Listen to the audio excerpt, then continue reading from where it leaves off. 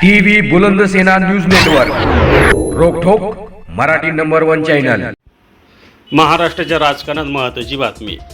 विधानसभेचा विरोधी पक्षनेता लवकर ठरेना, आणि जर ठरला तर शिवसेनेचे माजी कॅबिनेट मंत्री आदित्य ठाकरे हे विधानसभेचे विरोधी पक्षनेते होण्याचे दाट संकेत मिळत आहे.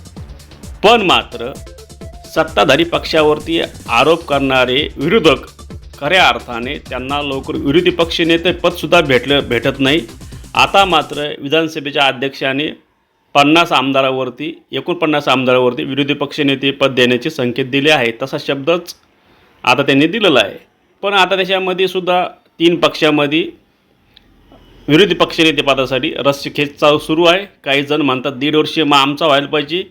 शरद पवार गटातले मंडळी म्हणतात 1.5 वर्ष आमचा व्हायला पाहिजे. तर काँग्रेसचे मंडळी म्हणतात 1.5 वर्ष आमचा व्हायला पाहिजे. तर तशीच भूमिका ठाकरे गटाची पण आहे. पण आता या विषयावरती काँग्रेसचे दुसरे नेते म्हणतात वडेट्टीवार की विधान परिषदेमध्ये आमचा विरोधी पक्षनेता पाहिजे. हे आहे महाराष्ट्राच्या टीव्ही बुलंदसेना नंबर 1चं टीलर. रात्री 11 वाजता पूर्ण बातमी पहा.